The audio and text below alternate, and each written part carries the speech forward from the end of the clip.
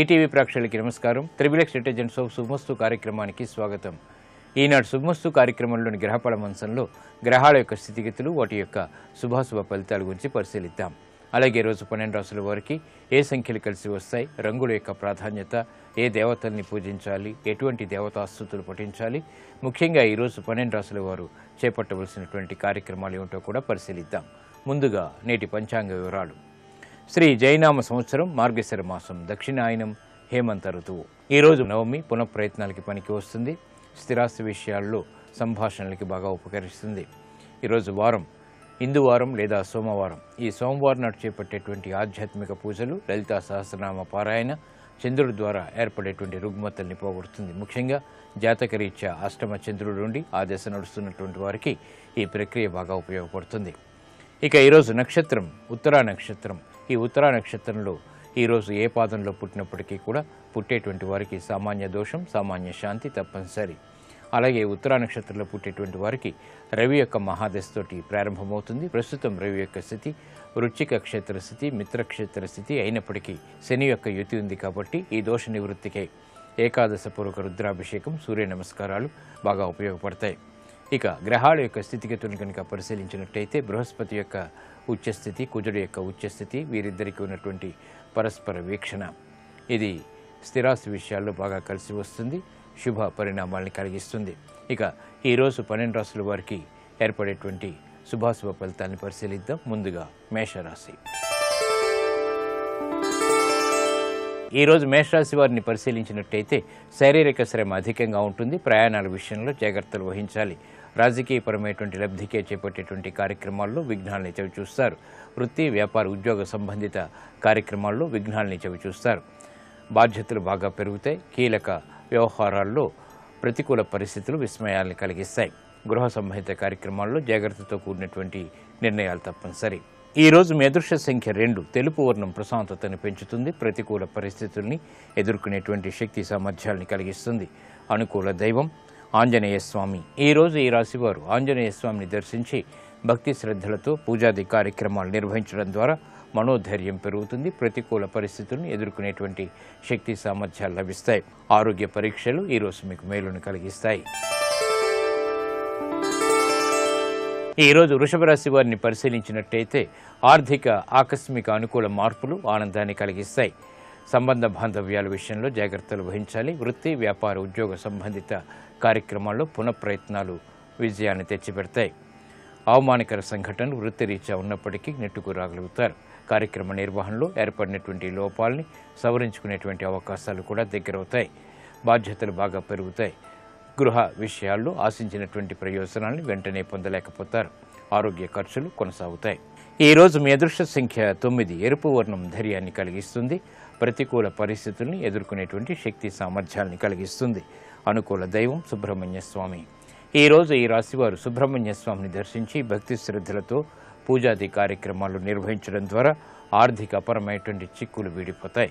Court సంబంధిత వ్యవహారాలు, ప్రక్రియలు, సంభాషణలు ఈరోజు మీకు ఊరట కలిగిస్తాయి. ఈరోజు మిథున రాశి వారిని పరిశీలించినట్టయితే శత్రువులపై విజయాలు సాధించగలుగుతారు. స్థిరాస్తి విషయాల్లో అనుకూలత పెరుగుతుంది. ఆర్థిక లావాదేవీలు బాగానే కలిసి వస్తాయి. సంబంధ బాంధవ్యాలు మెరుగవుతాయి. ఆనందకర సంఘటనలు గృహంలో చోటు చేసుకుంటాయి. కార్యక్రమ నిర్వహణలో నైపుణ్యం కొనసాగుతుంది. వృత్తి, వ్యాపార, ఉద్యోగ సంబంధిత కార్యక్రమాల్లో శుభ పరిణామాల్ని ఆహ్వానించగలుగుతారు. ఆరోగ్యం పదిలం. ఈరోజు మీ అదృష్ట సంఖ్య 3. పసుపు వర్ణం త్వరితగతి శుభాల్ని కలిగిస్తుంది. ఆనంద వార్తల్ని దగ్గర చేస్తుంది. అనుకూల దైవం శ్రీ వెంకటేశ్వర స్వామి. ఈరోజు ఈ రాశివారు శ్రీ వెంకటేశ్వర స్వామిని దర్శించి భక్తి శ్రద్ధలతో పూజాది కార్యక్రమాలు నిర్వహించడం ద్వారా ఆర్థిక విజయాలు వేగవంతంగా దగ్గరవుతాయి. విద్యా ప్రయత్నాలు ఈరోజు మీకు లాభిస్తాయి. ఈరోజు కర్కాటక రాశి వారిని పరిశీలించినట్టయితే రాజకీయపరమైనటువంటి వ్యవహారాల్లో చుక్కెదురు పరిస్థితుల్ని అధిగమించలేకపోతారు. వృత్తి, వ్యాపార, ఉద్యోగ సంబంధిత కార్యక్రమాల్లో సంకోచాలు ప్రారంభమవుతాయి. సంకట పరిస్థితులు ఆర్థికంగా కొనసాగుతాయి. వ్యాపార ప్రయోజనాలను సాధించడానికి చేసేటువంటి ప్రయత్నాల్లో విఘ్నాల్ని చవిచూస్తారు. వృత్తి, ఉద్యోగ సంబంధిత కార్యక్రమాల్లో పునఃప్రయత్నాల ద్వారా మాత్రమే విజయాలు సిద్ధిస్తాయి. ఆరోగ్య విషయంలో ఖర్చులు కొనసాగుతాయి. ప్రతికూల పరిస్థితులు వ్యాపార రీత్యా విస్మయాల్ని కలిగిస్తాయి. ఈ రోజు మీ అదృష్ట సంఖ్య 5. ఆకుపచ్చ వర్ణం రక్షణకి దోహదపడుతుంది. ప్రతికూల పరిస్థితుల్ని దూరం చేస్తుంది. ఆహ్లాద పరిస్థితుల్ని ఆహ్వానిస్తుంది. అనుకూల దైవం శ్రీ మహాలక్ష్మి. ఈ రోజు ఈ రాశి వారు శ్రీ మహాలక్ష్మి అమ్మవారిని దర్శించి భక్తి శ్రద్ధలతో పూజాది కార్యక్రమాలు నిర్వహించడం ద్వారా ఆర్థికపరమైనటువంటి చిక్కులు వీడిపోతాయి. వాహన విక్రయాలు వంటివి ఈ రోజు మీకు ఉపకరిస్తాయి. ఈ రోజు సింహరాశి వారిని పరిశీలించినట్టయితే అయోమయ పరిస్థితులు ఆర్థికంగా ఉన్నప్పటికీ నెట్టుకు రాగలుగుతారు. వ్యాపార నిమిత్తమై చేపట్టేటువంటి కార్యక్రమాల్లో ప్రోత్సాహం లభిస్తుంది. నూతన ఒప్పందాల ద్వారా ఏర్పడినటువంటి సంక్లిష్ట పరిస్థితుల్ని దూరం చేసుకోగలుగుతారు. కార్యక్రమ నిర్వహణలో ఏకాగ్రత పెరుగుతుంది. విదేశీ సంబంధిత లావాదేవీలు బాగానే కలిసి వస్తాయి. పిల్లల ద్వారా ఆనందం లభిస్తుంది. గృహంలో ఆనందకర వార్తలు కొనసాగుతాయి. వ్యాపార నిమిత్తమై చేపట్టేటువంటి కార్యక్రమాల్లో ప్రోత్సాహాన్ని ఆలస్యంగానైనా పొందగలుగుతారు. క్రీడా సంబంధిత వ్యవహారాలు యోగిస్తాయి. ఈ రోజు మీ అదృష్ట సంఖ్య 5. ఆకుపచ్చ వర్ణం రక్షణకి దోహదపడుతుంది. ఆహ్లాద పరిస్థితుల్ని కలిగిస్తుంది. ప్రతికూల పరిస్థితుల్ని దూరం చేస్తుంది. అనుకూల దైవం మహాకాళి. ఈ రోజు ఈ రాశి వారు మహాకాళి అమ్మవారిని దర్శించి భక్తి శ్రద్ధలతో పూజాది కార్యక్రమాలు నిర్వహించడం ద్వారా మనోధైర్యం పెరుగుతుంది. కార్యసిద్ధి ఏర్పడుతుంది. సాహస నిర్ణయాలు ఈ రోజు మీకు లాభిస్తాయి. ఈ రోజు కన్యారాశి వారిని పరిశీలించినట్టయితే ఆర్థిక విజయాలు చేకూరుతాయి. చేపట్టేటువంటి కార్యక్రమాల్లో ప్రోత్సాహం లభిస్తుంది. దూకుడు నిర్ణయాల ద్వారా కూడా విజయాలు సాధించగలుగుతారు. కార్యక్రమ నిర్వహణలో ఏర్పడినటువంటి ప్రతికూలతని ఎదుర్కొనేటువంటి ధైర్య సాహసాలు ఏర్పడతాయి. వ్యాపార ప్రయోజనాన్ని సాధించగలుగుతారు. ఉద్యోగ సంబంధిత కార్యక్రమాల్లో ప్రాధాన్యత పెరుగుతుంది. గృహంలో ఆనందకర సంఘటనలు చోటు చేసుకుంటాయి. శుభవార్తలు వింటారు. ఈ రోజు మీ అదృష్ట సంఖ్య 9. ఎరుపు వర్ణం ధైర్యాన్ని కలిగిస్తుంది.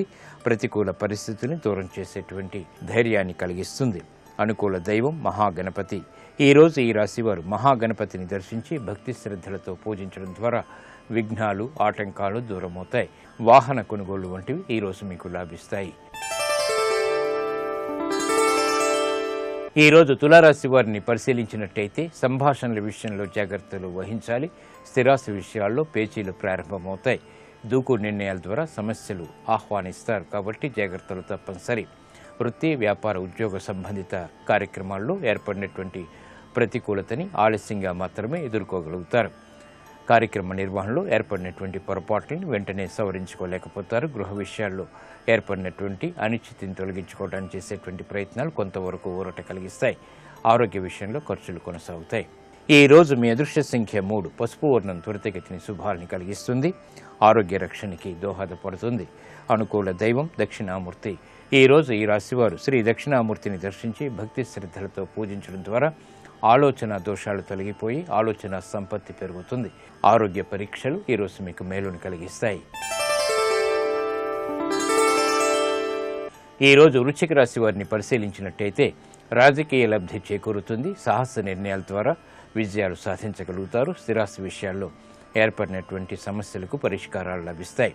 నూతన కార్యక్రమాల్ని చకచకా ప్రారంభించగలుగుతారు. ధైర్య సాహసాలతో కూడినటువంటి కార్యక్రమ నిర్వహణ వ్యాపార రీత్యా కొనసాగుతుంది. ఆర్థిక లబ్ధి చేకూరుతుంది. వృత్తి వ్యాపార ఉద్యోగ సంబంధిత కార్యక్రమాల్లో ప్రాధాన్యతని పెంపొందింప చేసుకోగలుగుతారు. ఈ రోజు మీ అదృష్ట సంఖ్య 2. తెలుపు వర్ణం ప్రశాంతతని పెంచుతుంది. ఆహ్లాద పరిస్థితుల్ని ఆహ్వానిస్తుంది. అనుకూల దైవం ఈశ్వరుడు. ఈ రోజు ఈ రాశివారు శివాలయాన్ని దర్శించి ఈశ్వరుడికి అభిషేకాది కార్యక్రమాలు భక్తి శ్రద్ధలతో నిర్వహించడం ద్వారా సాహస నిర్ణయాల ద్వారా విజయాలు చేతికందుతాయి. విదేశీ ఒప్పందాలు ఈ రోజు మీకు లాభిస్తాయి.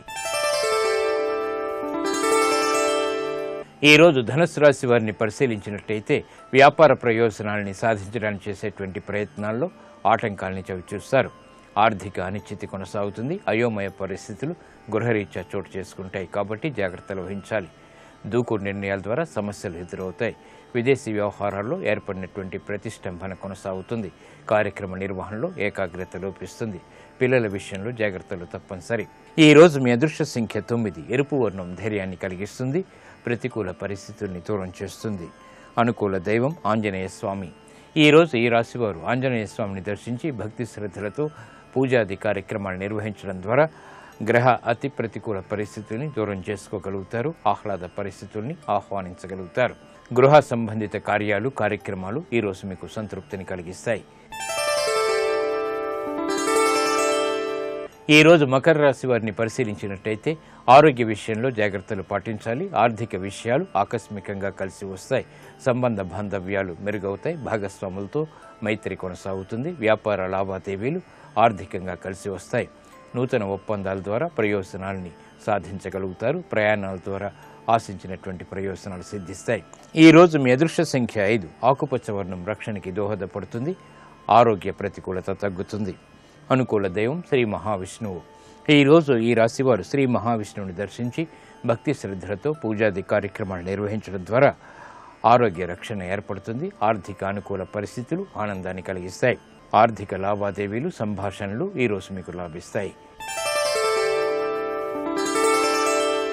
ఈరోజు కుంభరాశి వారిని పరిశీలించినట్టయితే స్త్రీలు శుభవార్తలు వింటారు.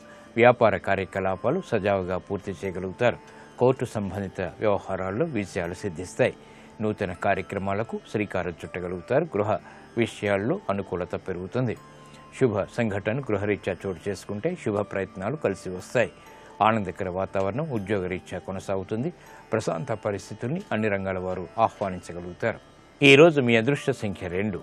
తెలుపు వర్ణం ప్రశాంతతని పెంచుతుంది. ఆహ్లాద పరిస్థితుల్ని ఆహ్వానిస్తుంది. అనుకూల దైవం ఆంజనేయ స్వామి. ఈరోజు ఈ రాశివారు ఆంజనేయ స్వామిని దర్శించి భక్తి శ్రద్ధలతో పూజాది కార్యక్రమాలు నిర్వహించడం ద్వారా వ్యవహారాల్లో ఏర్పడినటువంటి ప్రతికూల పరిస్థితులను ఎదుర్కొనే శక్తి సామర్థ్యాలు లభిస్తాయి. స్థిరాస్తి నిర్ణయాలు ఈరోజు మీకు లాభిస్తాయి. ఈరోజు మీనరాశి వారిని పరిశీలించినట్టయితే కార్యాలలో ఏర్పడినటువంటి ప్రతికూల పరిస్థితుల్ని సడలించుకునేటువంటి ప్రయత్నాలు ముమ్మరం చేయగలుగుతారు. వృత్తి వ్యాపార ఉద్యోగ సంబంధిత కార్యక్రమాల్లో శుభ పరిణామాలు ఆనందాన్ని కలిగిస్తాయి. విదేశీ సంబంధిత లావాదేవీలు కలిసి వస్తాయి. ఆర్థిక ప్రయోజనాల్ని వేగవంతంగా సాధించగలుగుతారు. ఆత్మవిశ్వాసం పెరుగుతుంది. ప్రయాణాల ద్వారా ప్రయోజనాలు సాధించగలుగుతారు. ఆరోగ్యంలో మంచి మార్పులు చేకూరుతాయి. ఆర్థిక పరిస్థితి మెరుగవుతుంది. ఆనందాన్ని కలిగిస్తుంది. ఈరోజు మీ అదృష్ట సంఖ్య 3. పసుపు వర్ణం త్వరితగతిని శుభాల్ని కలిగిస్తుంది. శుభ పరిణామాల్ని వేగవంతంగా ఆహ్వానిస్తుంది. అనుకూల దైవం శ్రీ మహాలక్ష్మి. ఈరోజు ఈ రాశివారు శ్రీ మహాలక్ష్మి అమ్మవారిని భక్తి శ్రద్ధలతో పూజించడం ద్వారా వేగవంతమైనటువంటి ఆర్థిక విజయాలు సాధించగలుగుతారు. ఉద్యోగ ప్రయత్నాలు ఈరోజు మీకు లాభిస్తాయి. ఇప్పుడు ఆరోగ్యం ఆయుర్వేద అంశంలో అనారోగ్య సమస్యలకు ఆయుర్వేద పరిష్కార మార్గాలు తెలుసుకుంటారు.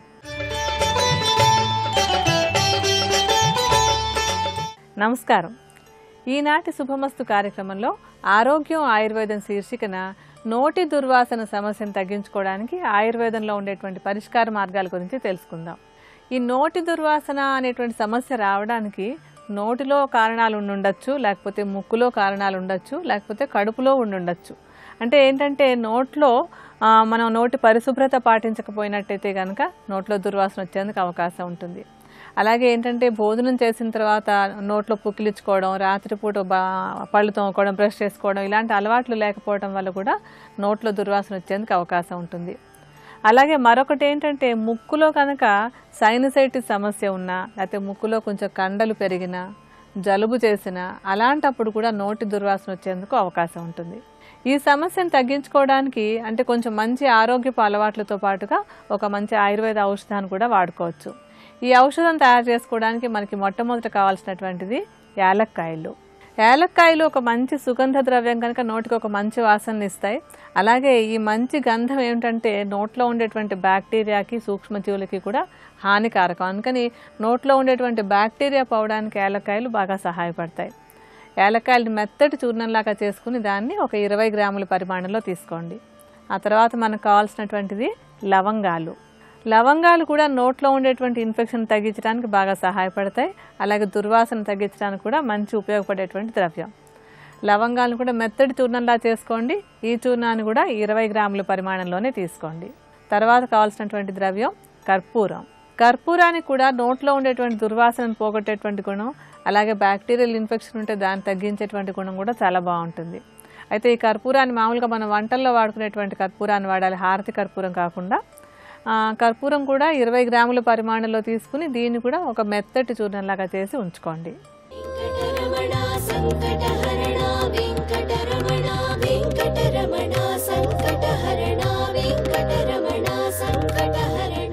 బింబాధరం బహుళదీర్ఘకృపాకటాక్షం శ్రీవేంకటేశముఖమాత్మని సన్నిధత్తాం. ఆపదామపహర్తారం దాతారం సర్వసంపదాం లోకాభిరామం శ్రీరామం భూయో భూయో నమామ్యహం. హరి ఓం. మనకి వెంకటాచల క్షేత్రం గురించి తరచుగా ఒక శ్లోకం వినపడుతూ ఉంటుంది. వెంకటాద్రి సమం స్థానం బ్రహ్మాండే నాస్తి కించన, వెంకటేశ సమో దేవో న భూతో న భవిష్యతి. ఈ శ్లోకం యథార్థానికి చాలా గంభీరమైనటువంటి శ్లోకం. ఎందుచేత అంటే వెంకటాద్రి సమం స్థానం బ్రహ్మాండే నాస్తి కించన, వెంకటాద్రితో సమానమైనటువంటి స్థానము బ్రహ్మాండమునందు వేరొకటి లేదు. సరే, అక్కడి వరకు బాగుంది. వెంకటేశ సమోదేవో, వెంకటేశ్వరుడితో సమానమైన దైవము న భూతో, ఇత పూర్వము లేడు, న భవిష్యతి, ఇక ముందు ఉండడు. లోకంలో సాధారణంగా నానుడిగా ఒక మాట అంటుంటారు, న భూతో న భవిష్యతి అండి అంటారు. ఎలా జరిగిందండి వాళ్ళ ఇంట్లో పెళ్ళి అని అడిగారు అనుకోండి, అబ్బో ఏం చెప్పమంటారు, న భూతో న భవిష్యతి అంటారు. కానీ న భూతో వరకు బాగుంటుందేమో, కానీ న భవిష్యతి నిజానికి ఒక మంగళమును అపేక్షించటము అవదు. ఎందుచేత అంటే అంతకన్నా బాగా కన్యాదానం రెండో అమ్మాయికి కూడా చేస్తాడేమో ఆయన. అక్కడే మనం న భవిష్యతి అంటే ఇక ముందు ఎవ్వరూ చెయ్యరు అని, ఇక ఈ జరిగిందే గొప్పది, ఇక ముందు జరగదు అని మనమే పరిమితి తీసుకురావడం ఎందుకు? కాబట్టి నిజానికి నభూతో న భవిష్యతి అన్న మాట అంత తేలికగా వాడవలసినటువంటి మాట కాదు. కానీ చాలా గొప్పగా అనిపించిన వాటికన్నింటికీ నభూతో న భవిష్యతి అనడం అలవాటుగా మారిపోయింది. వెంకటేశ్వరుడి విషయంలో కూడా అంతేనా? లేక అలా అనడానికి ఏమైనా ప్రత్యేకమైన కారణం ఉందా? వెంకటాద్రి సమం స్థానం బ్రహ్మాండే నాస్తి కించన. కాసేపు అలా ఉంచండి, ఆ విషయాన్ని పరిశీలనం చేద్దాం.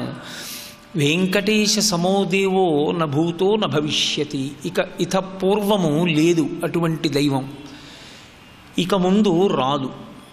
ఏ కారణానికి? మహానుభావుడు శ్రీ మహావిష్ణువు దశావతారములను స్వీకరించారు లేదా స్వీకరిస్తారు ఇంకొక అవతారముతో కలిపి. వేదోద్ధారణ మందరాభరణ పృథ్వీధర్మ నిర్మాణ ప్రహ్లాదత్రాణ బలిప్రతారణ నృపాహంకార నిర్వాపన వైదేహీ రమణ ధనంజయ జయ వ్యాపార పారీణ క్షోణీ దివ్యత్కరుణ తమోహరణ తండ్రి వెంకటేశ ప్రభో. అన్ని అవతారాలు ఆయనవే. అన్ని అవతారాలు ఆయనవే అయినప్పుడు మనం పరిపూర్ణ అవతారం అని కృష్ణావతారాన్ని ప్రస్తుతి చేస్తున్నాం.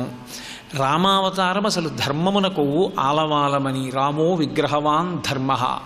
రామచంద్రమూర్తి జీవితాన్ని పరిశీలించి రాముడు ఏం చేశాడో అది చెయ్యడం ఒక్కటి నేర్చుకుంటే చాలు. వేదోపబ్రహ్మణమైన రామాయణాన్ని, రామచంద్రమూర్తి జీవితాన్ని పరిశీలించి పాటించినంత మాత్రం చేత వేదము యొక్క నియమమునకు జీవితము కట్టుబడి గట్టెక్కుతుంది అని మనం విశ్వసిస్తాం. అటువంటి రామావతారాన్ని కృష్ణావతారాన్ని కూడా పక్కన పెట్టేసి వెంకటేశ సమోదేవో న భూతో న భవిష్యతి అంటున్నాం. అందులో గొప్ప గొప్ప రాక్షస సంహారం జరిగింది, ధర్మ సంస్థాపన జరిగింది, లోకమునకు ఎంతో గొప్ప సందేశం ఇచ్చే అవతారాలు. కృష్ణావతారం భగవద్గీతని బోధ చేసింది, రామావతారం అసలు ధర్మాన్ని నిర్వచనం చేసింది, వామనావతారం దేవేంద్రుడికి మహోపకారం చేసి ఉపేంద్రుడిగా ఇంద్రుడికి తమ్ముడిగా నిలబడిపోయాడు. ఇన్ని చేసినటువంటి అవతారాలన్నిటినీ పక్కన పెట్టి ఒక్క వెంకటేశ్వరావతారం దగ్గరకు వచ్చేటప్పటికి మాత్రం ఇక ఇటువంటి అవతారం పూర్వం లేదు, ఇక ముందు ఉండదు అన్నమాట అనాలి అంటే అందులో ఏదో గాంభీర్యం ఉండి ఉండాలి. అసలు అంత ప్రశస్తి కలిగినటువంటి ఆ విశేషం ఏమిటో అర్థం చేసుకున్నాడు కదా. భక్తి అన్న మాటకి ఒక సుస్థిరత ఏర్పడేటటువంటి అవకాశం కలిగేది. ఎందుకంటే మీరు గమనించండి, భక్తి కూడా ఒక మనోభావనయే. భక్తి ఎక్కడ నుంచి అంకురిస్తుంది అంటే మనసులోంచి అంకురిస్తుంది. యథార్థమునకు ప్రేమ యొక్క మారు పేరే భక్తి. మనం ప్రేమ అన్నమాట ఇవాళ వాడుతున్నటువంటి స్థితి గురించి నేను మాట్లాడటం లేదు. ప్రేమ అన్నమాట శాస్త్రీయమైన నిర్వచనంలో ప్రతిఫలమును ఆశించనిది అని అర్థం. ఏ ప్రతిఫలము కోరకుండా అవతల వారి అభ్యున్నతిని ఆకాంక్షించి వారి యందు నిరంతరము అపేక్ష పెంచుకోగలిగితే, ఆత్మీయతని పెంచుకోగలిగితే దానిని ప్రేమ అని పిలుస్తుంది శాస్త్రం. తప్ప అవతల వారి నుండి ఏదో కోరి ఆ వస్తువు నాది అవ్వాలి అన్న కోరికతో అవతల దాని పట్ల పెంచుకున్న అనుబంధం ప్రేమ కానే కాదు శాస్త్రీయంగా.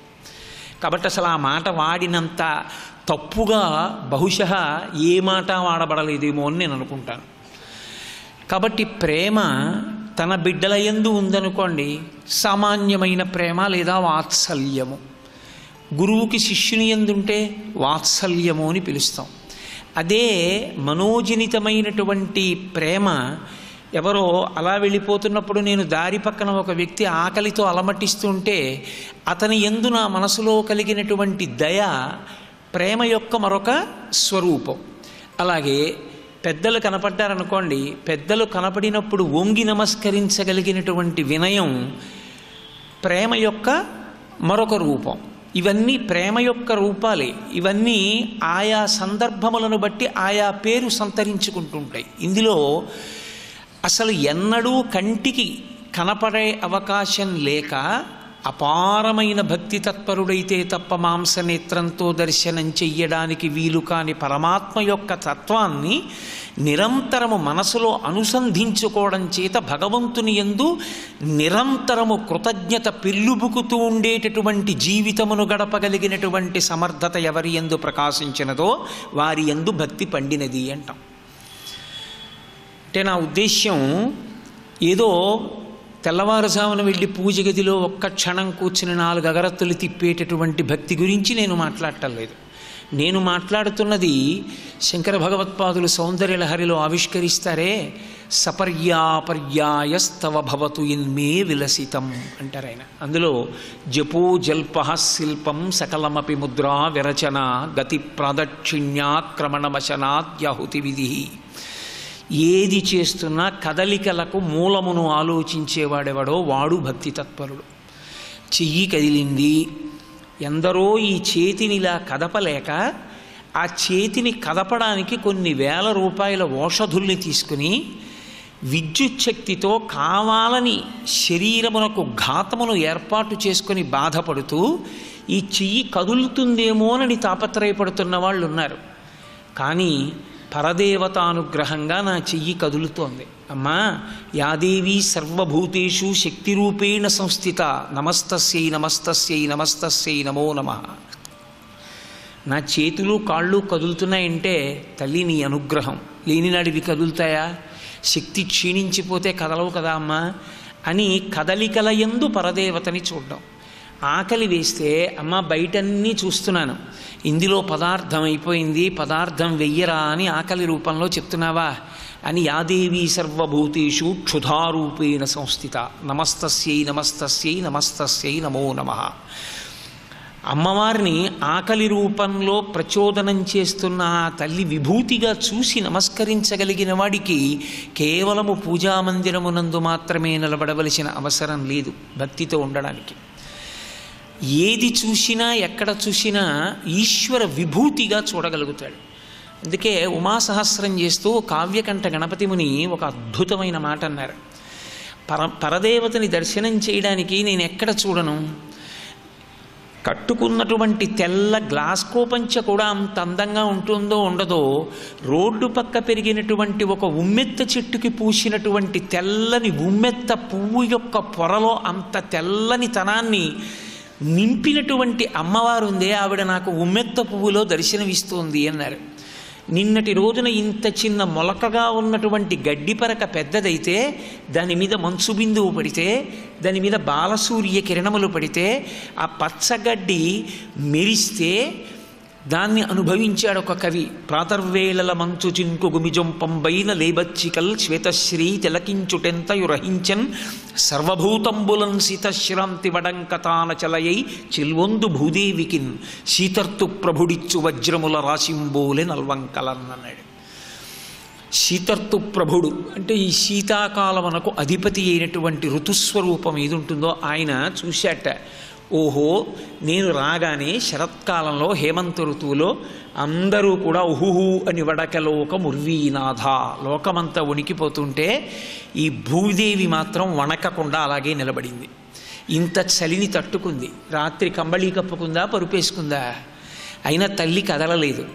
నా ధాటికి కదలని తల్లి కాబట్టి ఈవిడ్ని నేను అనుగ్రహిస్తున్నాను, బహుమానం ఇస్తున్నానని వజ్రముల రాశి తీసుకొచ్చి పోశాట. ఆ వజ్రముల రాశియే పచ్చగడ్డి పరకల మీద మెరుగులు పొందుతున్నటువంటి ఆ సూర్యకిరణముల చేత ప్రకాశిస్తున్నటువంటి మంచు బిందువులు అన్నాడాయన. ఉమాసహస్రంలో కావ్యకంఠ గణపతి ముని పెరుగుతున్నటువంటి పచ్చగడ్డి పరకలోని ఆకుపచ్చతనంలో పరదేవత నాకు దర్శనమైంది అన్నారు. చూడగలిగిన కన్నున్నవాడికి పరమేశ్వరుడు నిరంతరం కనపడుతూనే ఉంటాడు. అందుకే ఉపనిషత్తు ఒక మాట అంటుంది, ఈ జగత్తంతా కూడా యజమానిని గుర్తు చేయగలిగిన సాధన సంపత్తి అంటూ. శ్రీ ఉమామహేశ్వర పరబ్రహ్మార్పణమస్తు. స్వస్తి. ఇన్ని వస్తువులను జగత్తు యందు చెక్కినటువంటి ఆ అపురూపమైన శిల్పి ఒకడున్నాడే, ఆ శిల్పిని ఈ జగత్తు యందు చూస్తున్నవాడెవరో వాడే విశ్వమునందు విశ్వనాథుణ్ణి పరికిస్తున్నవాడు. ఈ నోటి దుర్వాసన సమస్య ఉండేటువంటి వాళ్ళు ఒకవేళ ధూమపానం లాంటి అలవాటు ఉంటే ఆ అలవాటు మానేసేయాలి. అలాగే నోట్లో పొగాకు నవిలే అలవాటు ఉన్నా కూడా ఈ దుర్వాసన సమస్యను తగ్గించుకోవడం కష్టం. అందుకని అటువంటి అలవాటు కూడా దూరం చేసుకోవాలి. తర్వాత ఆహారం తీసుకున్న ప్రతిసారి నోట్లో నీరు పోసి పుక్కిలించుకుంటూ ఉండడం, రాత్రి పడుకోవడానికి ముందు తప్పనిసరిగా పళ్ళు తోముకోవడం అనేటువంటి అలవాటు చేసుకోవాలి. మనం ఈ సమస్య తగ్గించుకోవడం కోసం చేసేటువంటి ఆయుర్వేద ఔషధంలో 3 మూలికల గురించి ఇందాక అనుకున్నాం కదా. ఆ తర్వాత మనకు కావాల్సినటువంటిది ఏంటంటే దాల్చిన చెక్క.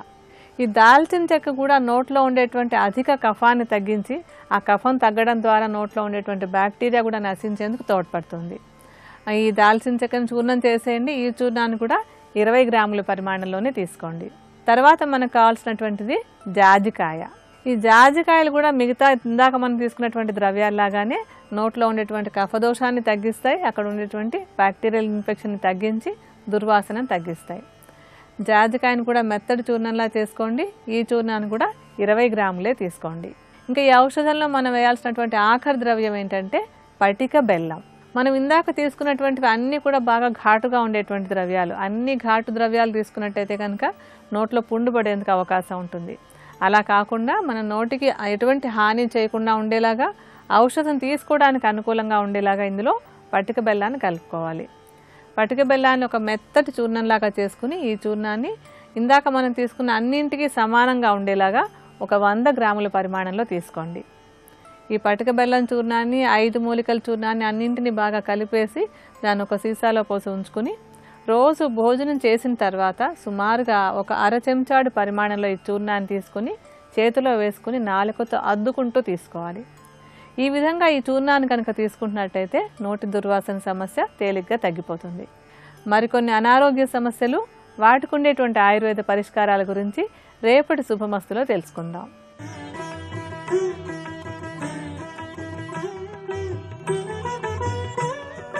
త్రిబులెక్స్ డిటర్జెంట్ సోప్ శుభమస్తు కార్యక్రమంలో శుభయోగం శీర్షికకి స్వాగతం.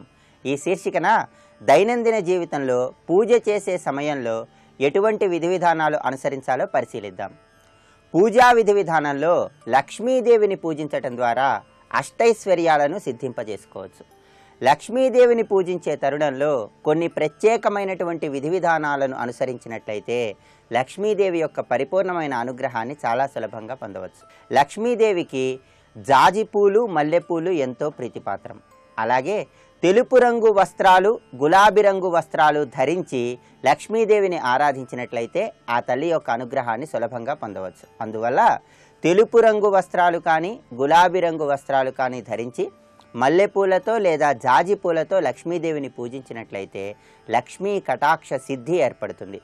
అలాగే లక్ష్మీదేవికి పచ్చటి అరటిపళ్ళంటే ఎంతో ప్రీతిపాత్రం. పచ్చటి అరటిపళ్లను, వడపప్పు, పానకాన్ని లక్ష్మీదేవికి పూజా సమయంలో నివేదన చేసినట్లయితే లక్ష్మీదేవి యొక్క అనుగ్రహాన్ని సులభంగా పొందవచ్చు. అలాగే లక్ష్మీదేవి ఒక్కొక్క మన్వంతరంలో ఒక్కొక్క విధంగా ఆవిర్భవించిందని పురాణ వచనం. లక్ష్మీదేవి స్వారోచిష మన్వంతరంలో అగ్ని నుంచి ఆవిర్భవించింది, అగ్నిశక్తిగా ఆవిర్భవించింది. అందువల్ల లక్ష్మీదేవి యొక్క అనుగ్రహాన్ని సులభంగా పొందటానికి లక్ష్మీదేవి యొక్క విగ్రహం ముందు కానీ, లక్ష్మీదేవి యొక్క చిత్రపటం ముందు కానీ ఆవు నెయ్యితో 3 ఒత్తుల దీపాన్ని వెలిగించాలి. సాధ్యం త్రివర్తి సంయుక్తం అంటుంది శాస్త్రం. అందువల్ల 3 ఒత్తులు వేసి లక్ష్మీదేవి ముందు దీపాన్ని వెలిగించినట్లయితే లక్ష్మీ కటాక్ష సిద్ధి చాలా సులభంగా ఏర్పడుతుంది. అలాగే ఆవు నెయ్యితో దీపాన్ని వెలిగించినప్పుడు లక్ష్మీదేవి యొక్క విగ్రహానికి కానీ చిత్రపటానికి కానీ కుడివైపు ఉంచాలి. నువ్వుల నూనెతో కనుక దీపాన్ని వెలిగించినట్లయితే లక్ష్మీదేవి యొక్క విగ్రహానికి కానీ చిత్రపటానికి కానీ ఎడమవైపు ఉంచి దీపాన్ని వెలిగించాలి. ఇలా చేసినట్లయితే లక్ష్మీ అనుగ్రహాన్ని చాలా సులభంగా పొందవచ్చు. అలాగే సంధ్యా సమయంలో పూజా కార్యక్రమాన్ని నిర్వహించే తరుణంలో లక్ష్మీదేవి యొక్క చిత్రపటం ముందు దీపాన్ని వెలిగించి శుభం భవతు కళ్యాణి ఆరోగ్యం ధన సంపదం మమ శత్రు వినాశాయ సాయం జ్యోతిర్నమోస్తుతే అంటూ సంధ్యా సమయంలో వెలుగుతున్నటువంటి దీపాన్ని లక్ష్మీదేవి స్వరూపంగా భావించి ఈ శ్లోకాన్ని చదువుకున్నట్లయితే లక్ష్మీదేవి యొక్క అనుగ్రహాన్ని చాలా సులభంగా పొందవచ్చు. అలాగే లక్ష్మీదేవి ఔత్తమ మన్వంతరంలో జలం నుంచి ఆవిర్భవించింది. అందుకే శ్రీ సూక్తంలో ఆపహ సృజంతు స్నిగ్ధాని చిక్లీత వసమే గృహే అంటూ ఆ తల్లిని ప్రార్థిస్తాం. అందువల్ల లక్ష్మీదేవికి ప్రీతిపాత్రమైనటువంటి దక్షిణావృత శంఖంలో జలాన్ని పోసి ఆ జలంతో లక్ష్మీదేవి యొక్క విగ్రహానికి అభిషేకం చేసినట్లయితే లక్ష్మీదేవి యొక్క అనుగ్రహాన్ని చాలా సులభంగా పొందవచ్చని పురాణాలలో వర్ణించడం జరిగింది. అలాగే లక్ష్మీదేవి రైవత మన్వంతరంలో బిల్వదళం నుండి ఆవిర్భవించింది. అందుకే శ్రీ సూక్తంలో ఆదిత్యవర్ణే తపసోధిజాత వనస్పతిస్తవ వృక్షోధ బిల్వ అంటూ లక్ష్మీదేవిని ప్రార్థిస్తాం. లక్ష్మీదేవి సాక్షాత్తు ఒక బిల్వ స్వరూపిణిగా బిల్వ వృక్షం కింద తపస్సు ఆచరించింది కాబట్టి పూజా విధి విధానంలో బిల్వదళాన్ని తీసుకుని ఆ బిల్వదళం మీద గంధాన్ని పూసి లక్ష్మీదేవికి సమర్పించినట్లయితే లక్ష్మీ కటాక్ష సిద్ధి చాలా సులభంగా ఏర్పడుతుంది. అదేవిధంగా లక్ష్మీదేవి చాక్షువ మన్వంతరంలో ఒక పద్మం నుంచి ఆవిర్భవించింది. అందువల్ల పద్మప్రియే పద్మిని పద్మహస్తే పద్మాలయే పద్మదళాయతాక్షి లక్ష్మీదేవికి పద్మాలంటే ఎంతో ప్రీతిపాత్రం. అందువల్ల పూజా విధి విధానంలో లక్ష్మీదేవిని పూజించేటప్పుడు బియ్యపు పిండితో 8 దళాలు ఉన్నటువంటి పద్మపు ముగ్గును గీసి ఆ ముగ్గుకి 2 వైపులా 2 స్వస్తిక్ గుర్తులు వేసి లక్ష్మీదేవిని పూజించినట్లయితే లక్ష్మీ కటాక్ష సిద్ధి చాలా సులభంగా ఏర్పడుతుంది. అలాగే ప్రస్తుతం వైవస్వత మన్వంతరంలో దేవదానవులు పాల సముద్రాన్ని చిలికినప్పుడు క్షీరసాగరం నుండి గజలక్ష్మీదేవిగా ఆ తల్లి ఆవిర్భవించింది. గజలక్ష్మీదేవి యొక్క అనుగ్రహాన్ని పొందటానికి చెంచల అయినటువంటి లక్ష్మీదేవిని గృహంలో స్థిరంగా ఉంచటానికి పూజా విధి విధానంలో ఆ తల్లిని నమస్తే సర్వలోకానాం జననీం అబ్జ సంభవాం శ్రియమున్నిద పద్మాక్షిం విష్ణువక్ష స్థలస్థితాం అంటూ స్వయంగా ఇంద్రుడు జపించిన శ్లోకాన్ని జపించాలి. అలాగే గంధద్వారాం దురాదర్శాం అంటుంది శ్రీ సూక్తం. లక్ష్మీదేవి పూజలో గంధాన్ని అలంకరించడం ద్వారా కూడా ఆ తల్లి యొక్క అనుగ్రహాన్ని సులభంగా పొందవచ్చు. ఇలా లక్ష్మీదేవిని పూజిస్తూ దానిమ్మ పండు గింజలను ఆ తల్లికి నివేదన చేసినట్లయితే లక్ష్మీదేవి యొక్క అనుగ్రహాన్ని చాలా సులభంగా పొందవచ్చు. ఆవు నెయ్యితో కానీ చెరకు రసంతో కానీ తేనెతో కానీ లక్ష్మీదేవి విగ్రహానికి అభిషేకం చేయటం ద్వారా కూడా లక్ష్మీ కటాక్ష సిద్ధిని చాలా సులభంగా పొందవచ్చు. ఇంకా పూజా విధి విధానంలో ఎటువంటి నియమాలను అనుసరించాలో వచ్చే సోమవారం శుభమస్తు కార్యక్రమంలో శుభయోగం శీర్షికన తెలుసుకుందాం. రేపటి శుభమస్తు కార్యక్రమంలో శుభయోగం శీర్షికన కుజదోషాన్ని కాలసర్పదోషాన్ని నివారింపజేసుకోవటానికి సుబ్రహ్మణ్య స్వామిని ఏ విధంగా ఆరాధన చేయాలో పరిశీలిద్దాం.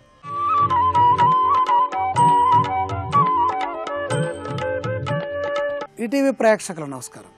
ట్రిప్లెక్స్ డిటర్జెంట్ సోప్ శుభమస్తు కార్యక్రమంలో నక్షత్ర యోగానికి స్వాగతం. స్త్రీణామిష్ట శుభగో గణేశ్వరో జ్ఞానవాన్ నృపాత్ ధన. రాజధనాన్ని అనుభవిస్తారట. ఉత్తరఫలుని నక్షత్రం 2వ పాదంలో జన్మించడం ద్వారాగా శని అంశాధిపతి అవటం చేత రాజధనం. ఎందుకని? నక్షత్రాధిపతి సూర్యుడు, పాదాధిపతి శని. శని సూర్యుడి యొక్క ధనాన్ని అనుభవిస్తుంటాడు ఎప్పుడు. ఆ క్రమంలో ఇక్కడ కూడా సూర్యుడు రాజు కాబట్టి, ప్రభువు కాబట్టి నృపాత్ ధన, రాజులకు సంబంధించినటువంటి ఐశ్వర్యం, ప్రభుత్వ సంబంధమైన ప్రభువుల సంబంధమైన యోగము భోగము భాగ్యము 2వ పాదంలో వస్తుంది. గుణవాన్ జ్ఞానవాన్ గణేశ్వర. ధార్మికమైన చింతన, జ్ఞాన సంపత్తి, గుణ సంపత్తి ప్రధానంగా ఉంటుంది. అలాగే బంధుప్రీతి కలిగి ఉంటారు, ఉన్నత ఆశయాలు కలిగిన వారే ఉంటారు. కష్టములని సహిస్తారు, ఓర్చుకుంటారు. ఉద్యమకర్తలుగా, ఉద్యమ నాయకులుగా, సంఘ నాయకులుగా, సంఘ సేవకులుగా ఉంటారు. శని అంటేనే సేవకుడు. అదేదో గృహ సేవకుడు కాకుండా గ్రామ సేవకుడు. వ్యవస్థని ముందుకు నడిపించడంలో వీరు విశేషమైన శక్తి కలిగి ఉంటారు. పట్టుదల వీరుకున్నటువంటి పట్టుదలకి మారుపేరు వీరు. ఉత్తర ఫల్గుణి నక్షత్రం 2వ పాదంలో జన్మించడం ద్వారాగా మకరానికి ఏ విధమైన పట్టు ఉంటుందో ఆ విధమైన పట్టు. ఎటువంటి పట్టది? సూర్యుడి యొక్క నక్షత్రం. ప్రతి నక్షత్రము ఏదో ఒక పాదం శని ఆధీనంలోకి వస్తుంది. ఎక్కడో చోట 27 నక్షత్రాల్లో ఒక పాదం వస్తూనే ఉంటుంది ఏదో ఒక విధంగా. శని ఆధీనంలో ఉన్నప్పుడు పట్టుదల ఉంటుంది, కానీ నక్షత్ర అధిపతిని ఆధారం చేసుకొని ఫలితాలు ఉంటాయి.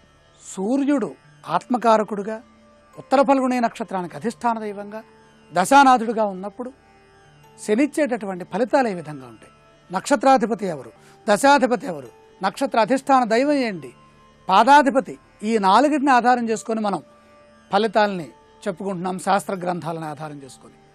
ఈ క్రమంలో తరచూ మార్పులను కోరుకుంటూ ఉంటారు. 2వ పాదంలో జన్మించడం ద్వారాగా తనకు నచ్చిందే చేస్తారు, కానీ ఇతరులు చెప్పింది చేయరు. కొంచెం మొండితనం కూడా ఉంటుంది, మొండిపట్టు. అలాగే ఏకాగ్రత, ఏకోన్ముఖమైన కుశాగ్ర బుద్ధి కలిగిన వారే ఉంటారు. సిద్ధహస్తులే ఉంటారు, బాగా చదువుతారు, కుశాగ్రమైన బుద్ధి.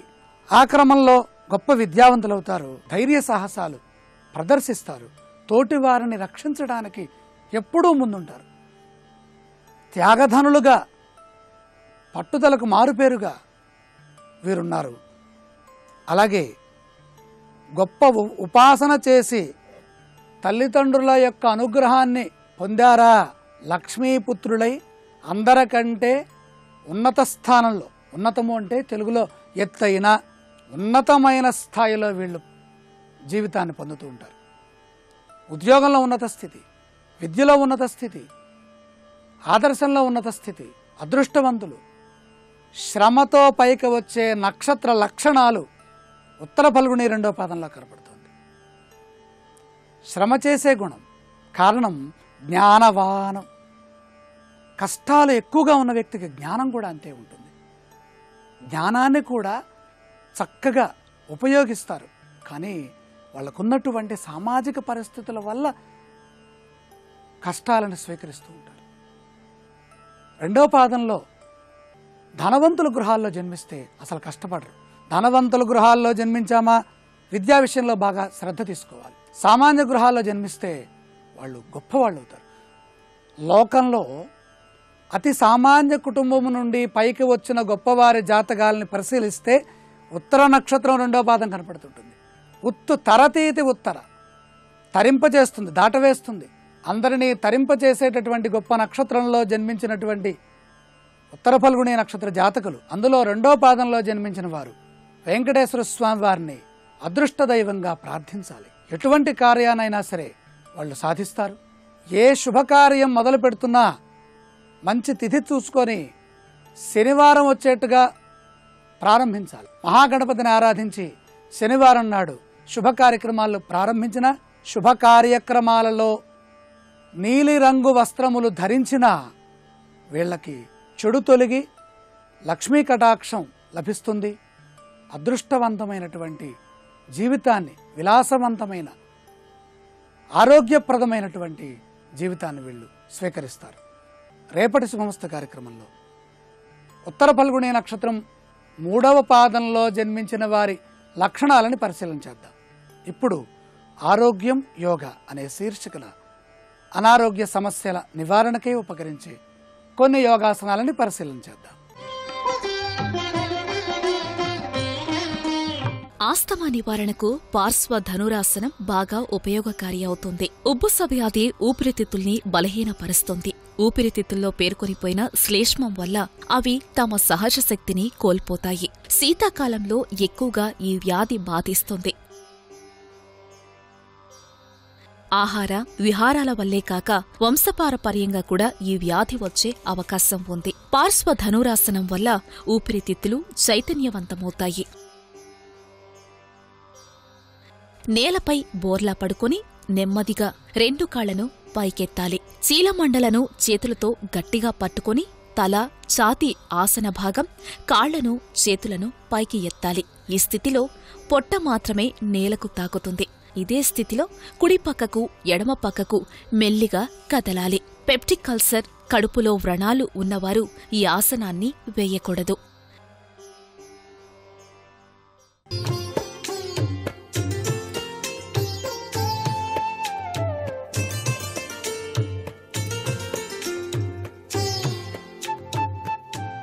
ట్రిపుల్-ఎక్స్ డిటర్జెంట్ సోప్ శుభమస్తు కార్యక్రమంలో గృహబలం అంశానికి స్వాగతం. వాస్తుశాస్త్రరీత్యా పాటించవలసినటువంటి ముఖ్యమైనటువంటి గుర్తుంచుకోవలసినటువంటి విశేషాంశాల్లో ఒక గృహ నిర్మాణం చేపట్టినప్పుడు ఆ గృహ నిర్మాణానికి సంబంధించి గోడల మూలలు విషయంలో అత్యంత జాగరూకత వహించాల్సిన పరిస్థితి ఎంతైనా ఉంటుంది. ఆ యొక్క మూలల విషయంలో చాలామంది నిర్మాణం చేసేటప్పుడు మూలలు తెగిపోయినట్లుగాను, కోణాకృతిలో ఉండేటట్టుగాను నిర్మాణం చేస్తూ ఉంటారు.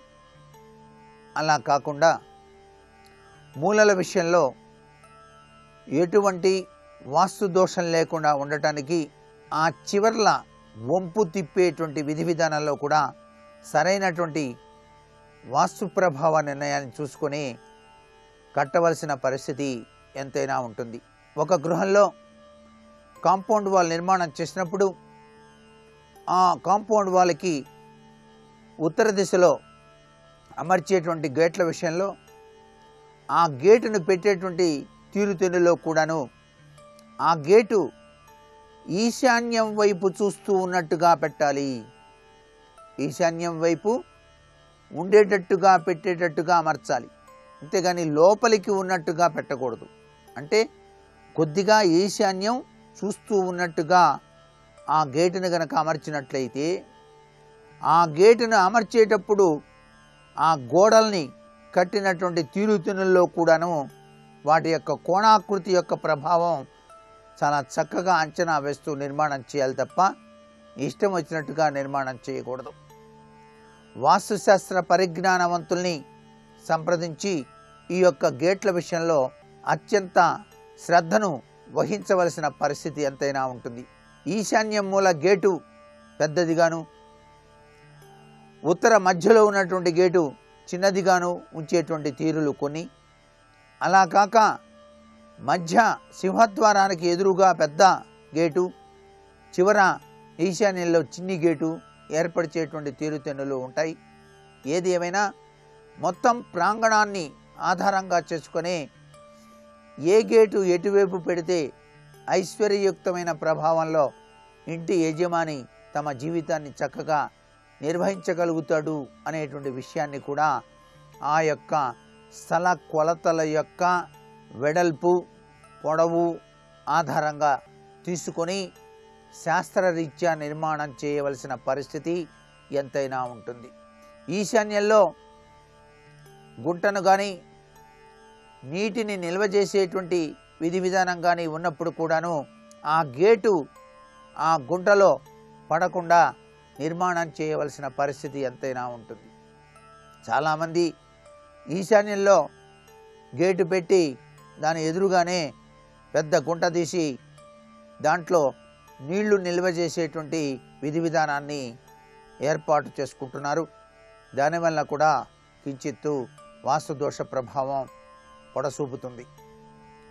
అటువంటి సమయంలో ఆ గేటు పడకుండా ఉండేటువంటి తీరుతెన్నుల్లో ఎటువైపు ఆ యొక్క నీటి కుంటల్ని ఏర్పాటు చేస్తే మంచిదో వాస్తుశాస్త్రరీత్యా ఆలోచన చేసి నిర్మాణం చేయవలసిన పరిస్థితి ఎంతైనా ఉంటుంది. అలాగే చాలామంది ఉత్తర రోడ్డు ఉన్నటువంటి స్థలంలో నిర్మాణం చేసేటువంటి విధి విధానంలో పడమర వైపు గోడ కట్టేటప్పుడు ఆ గోడ వంపు తిరిగేటువంటి విధి విధానంలో కోణాకృతి నిర్మాణం చేస్తారు. ఆ గోడ కోణాకృతిలో ఉండకూడదు, గుండ్రాకృతి కలిగి ఉండాలి. పడమర వాయువ్యం గుండ్రంగా ఉండేటువంటి రీతిలో అమర్చటం ఎంతైనా కూడా శుభదాయకమైన ప్రభావాన్ని ప్రసరింపచేస్తుంది వాస్తుశాస్త్రరీత్యా. అంతేకాకుండా గేట్లు ఎప్పుడూ కూడా 2 ఉండాలా లేక 3 పెట్టుకోవచ్చా అని చెప్పేసి చాలామంది భావిస్తూ ఉంటారు. ఎటువంటి పరిస్థితుల్లోనూ ఒక కాంపౌండ్ వాళ్ళకి 3 గేట్లు పనికిరావు. 2 గేట్లు ఉండాలి, లేకపోతే 4 గేట్లు ఉండవచ్చు.